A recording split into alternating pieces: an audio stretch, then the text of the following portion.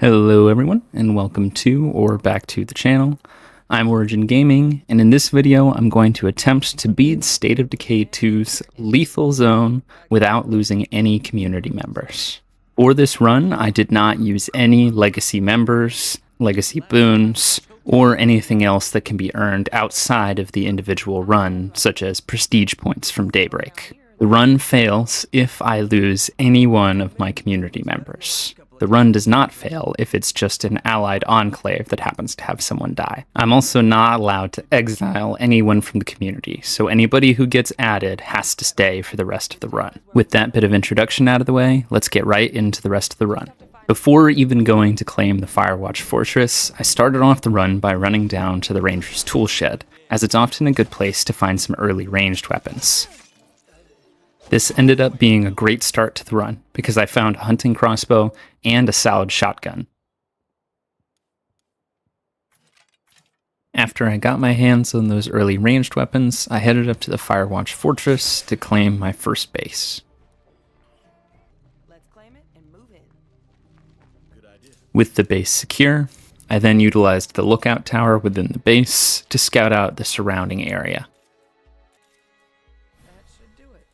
After surveying all the nearby locations, I built a workshop at the base and went to go secure a food outpost from the nearby fruit stand. There before you know it. After securing my first outpost, I went looking for a heavy weapon, which thankfully I found a big ol' shovel along with some energy drinks, everything I needed to take on the first play cart.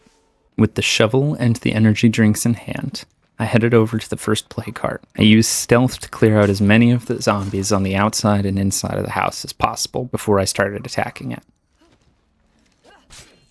Once the zombies were dealt with, I crept inside and started whacking at the play cart with my shovel, fueled with energy drinks. After the first phase was done, I jumped out the window and ran off to lose the zombies, before eventually circling back around to deal with the second phase. This basic strategy of taking out the plague carts one phase at a time with energy drinks or stimulants, heavy weapons, and running off to lose the zombies and then coming back for the next phase is how I took on most of the plague carts.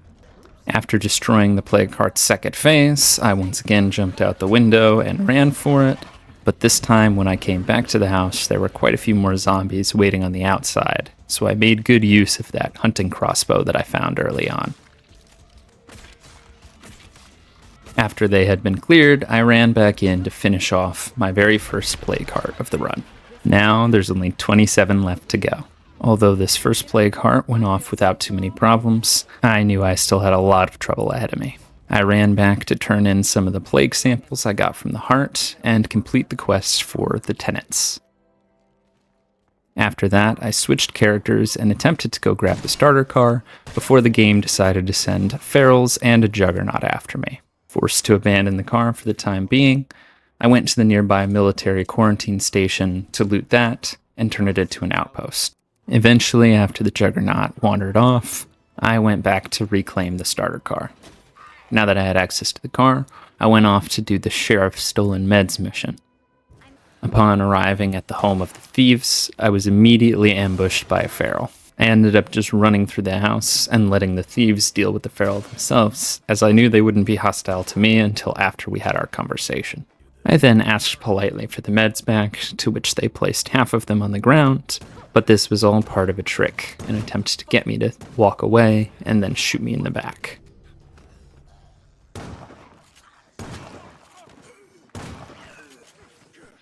Once the thieves were dealt with, I returned to the remaining Enclave member to tell him the bad news and invite him to join our community instead. This was our first new recruit, bringing our total up to 4. After dropping off some supplies at home, I went out to bring some food to the nearby Enclave of the tenants, which ended up turning them into an allied enclave, where they provided a very good benefit of extra beds and daily food surplus. After that, I went back to loot the first play cart, which I forgot to ever do, and return those supplies to base. While I was back at base, a juggernaut decided to attack. With all 4 of us laying suppressing fire on him, he eventually stumbled down to the ground, and I was able to finish him off. With that potential crisis averted, I went back out to do some more looting, where I found a Clio drop and set up another outpost. I then headed over to the bounty broker to turn in some bounties I had completed and get 3 new weapons for my team. Since I had 4 survivors in my community now, I also decided it was time for a base upgrade, and we moved into the Rusty Rosie's truck stop. With some new weapons and a new base, I decided it was time to get back to work at destroying the plague carts.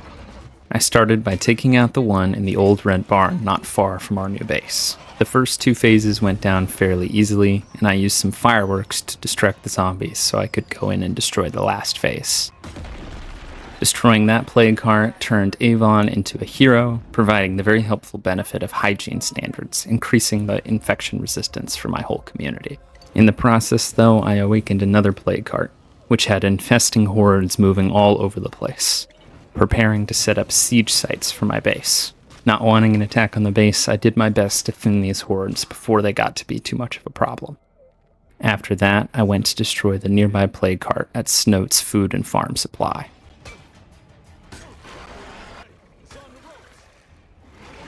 Before long, I was able to destroy the plague cart and end any immediate threats to the base. I then went to go clear an infestation from one of my food outposts that had been taken over by the infesting hordes. This also turned Dasan into a hero, giving me access to his hero bonus, +1 food per day, and allowing me to elect him to be leader of the group. I then set out with Avon to defeat another plague cart in a nearby nail salon. This plague cart ran pretty smooth as well, although I did run out of stamina items towards the end and was forced to finish it off with a shotgun. I went straight from that destroyed plague cart to the nearby swine and bovine to take out the last one in the immediate area. After that, I went to try and loot the nearby area and put everything in my car, but I ended up getting my car blown up in the process. The amount of damage that zombies do to cars in Lethal Zone is insane. After that unfortunate event, I went to go help another survivor in need who needed some painkillers. After this very simple task, she was willing to join our community, adding the skill of sewing, which is actually quite handy, adding +10 health to the whole community and +1 to the stack size for certain items as well. After bringing the new community member back, I went out with Dasan the sheriff to handle a dispute. Thankfully, all this quest required was listening to both sides and then picking who I thought was in the right. After that, I also did another quest for them that simply required finding some parts, and then I took my toolkit to repair the truck that they had busted outside of their base. I took the truck up to meet with and help another enclave with somebody who needed backup while they looted a construction site. After that mission was done, I headed all the way down to take out a weakened plague heart and take advantage of the opportunity. Taking out the weakened plague heart was fairly easy because the zombies move slower and the plague heart itself doesn't have as much health. But once I had destroyed that one, it awakened 3 other hearts that I had to deal with at the same time. I went to drop off some items at the New Hope Church after clearing the plague heart, as I planned to turn it into an outpost after I clear out the others in this area. But while I was in there, I got attacked by a feral.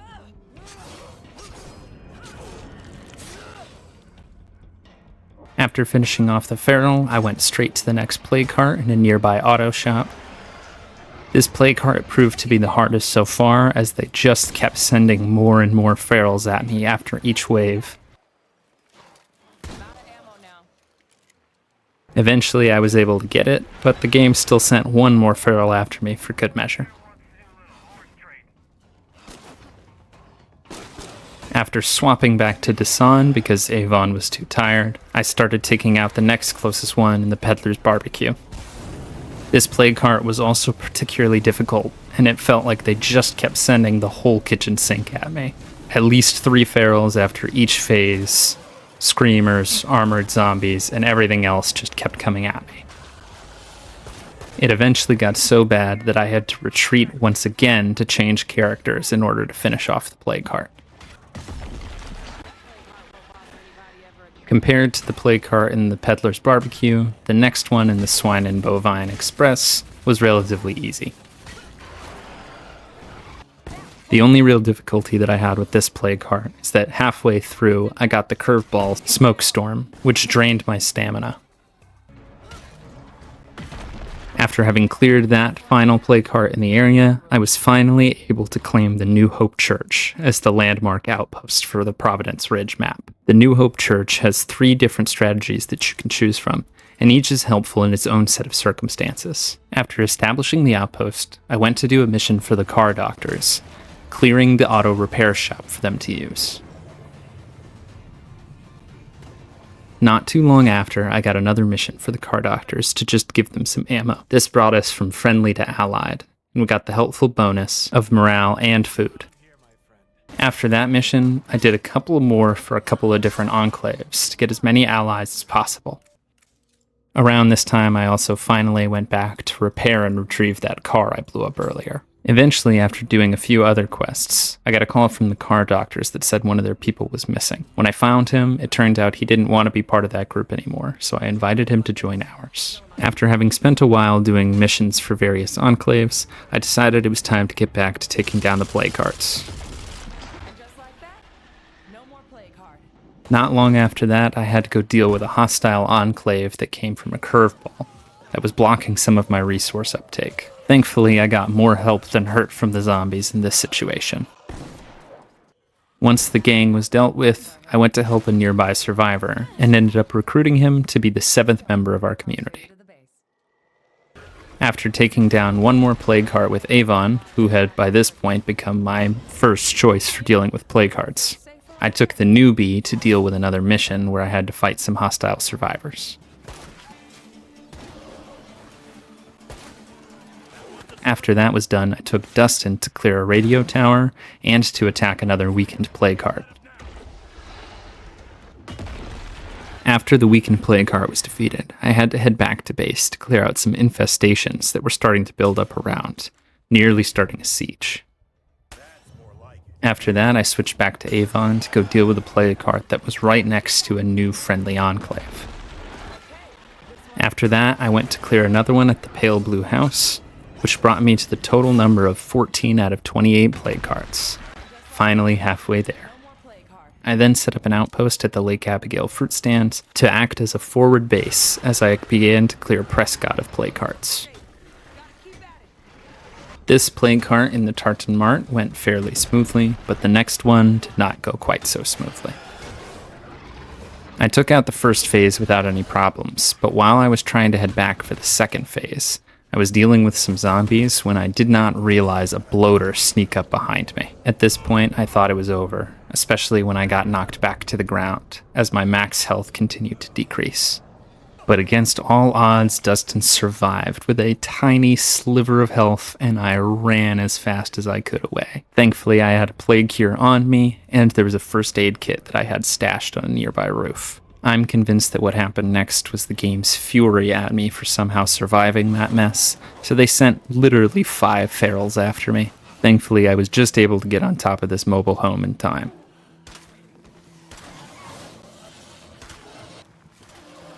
After finally clearing out the ferals, I crawled back to the outpost to switch characters and decided to go do another mission. That mission ended up with me recruiting the 8th and final member of our community. She ended up being a cook with really solid stamina and health stats, and with her I was able to easily finish off that 16th plague heart. I then went straight into destroying the 17th and 18th plague heart, the last 2 that were keeping me from claiming the Prescott fire station. I used stealth to sneak around and clear out most of the zombies from the Prescott fire station, and then when they were all clear, I claimed the base, moving us to our new home. Because there was still an active plague heart in the area, there had been a couple of infestations that sprung up as siege sites around the base. After I had dealt with those, I ran over to deal with the last remaining active plague heart in the area. After that was dealt with, I had to go deal with yet another Ransacker's Post curveball, but it went pretty smoothly. The next plague heart that I had to deal with was the Black Plague Heart. Black Plague Hearts have special abilities that make them extra difficult to deal with. These effects can vary, but in my case, it did health damage the entire time I was there. The zombies had heightened senses, and the Plague Heart itself is nearly immune to most types of damage except for the one that it's weak to. Thankfully, in my case, it happens to be weak to melee, which is how I've been destroying all of these plague hearts anyways.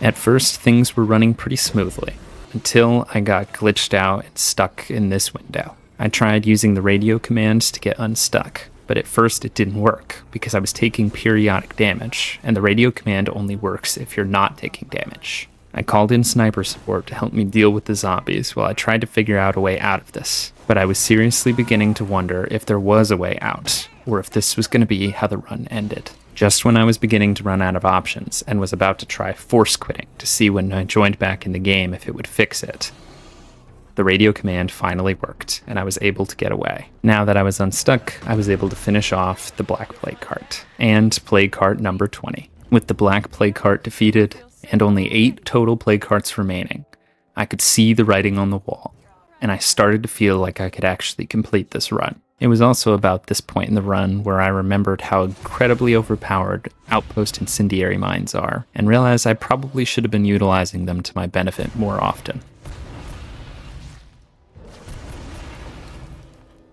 At this point, I had all the supplies I needed to just hit plague cart after plague cart, and was getting even more comfortable with the tactics of destroying them.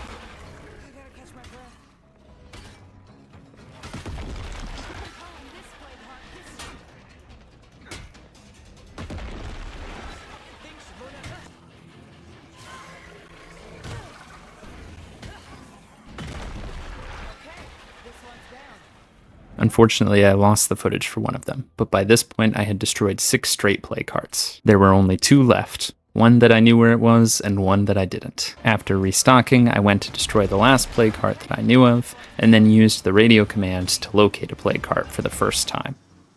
Loaded up with most of my remaining C4 and fire bombs, I went to destroy the final plague cart.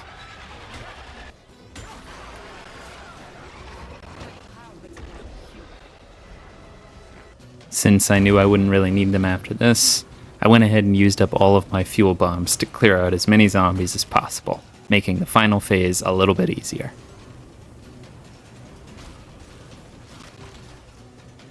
Finally, after several hours of grinding and at least 3 close near deaths, I was able to defeat all 28 plague carts without losing any community members. And while that was technically the end of the original challenge I set out to do, it didn't feel right to end without completing the Sheriff's Legacy. What followed were a couple of quests in a row that more or less boiled down to defeating hostile gang members. After defeating the first group of gang members, we find a note on one of their bodies that indicates the reason they want to move in is because this town is free of plague carts. After that, I had to deal with an enclave from my area that had decided to side with the hostile gang that was taking over.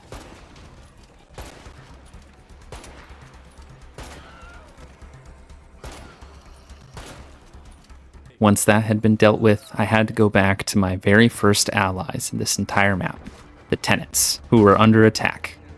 Dealing with the hostile humans proved to be fairly easy. It was actually the zombies that showed up from all the noise that caused most of the problems.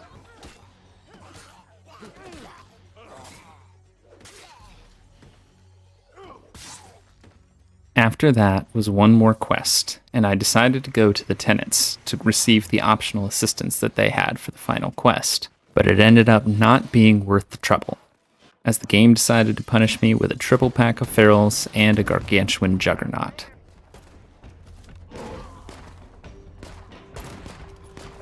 Thankfully, with all 4 of us shooting, we were able to take him down fairly easily, and I completed one additional challenge that I didn't even set out to do. The one benefit is that the Juggernaut did drop this very nice sidearm shotgun. Now all that was left was to head to the headquarters of this new gang and to deal with their leadership. First, I dropped one of the perimeter guards and the zombies finished her off.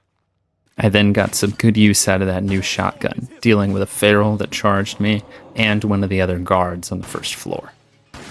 I then used my .50 caliber rifle to take out 2 of the remaining guards, leaving just the leader. I was unable to get a good shot on him, so I ran up to the roof, trying to use a flashbang to cover him, but I totally whiffed, and then I whiffed all 3 of my shots in a row with the .50 cal. Thankfully, I still had the backup rifle. No more ammo here.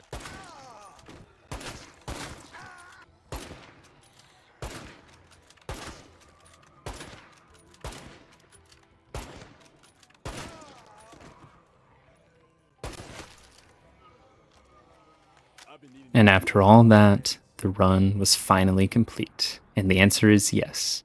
I can beat State of Decay Lethal Zone without losing any of my community members. I want to thank you all so much for watching. If you enjoyed this video, please consider giving it a like. And if you'd like to see more content like this on the channel, please consider subscribing. Thank you all so much again, and I hope to see you in the next one.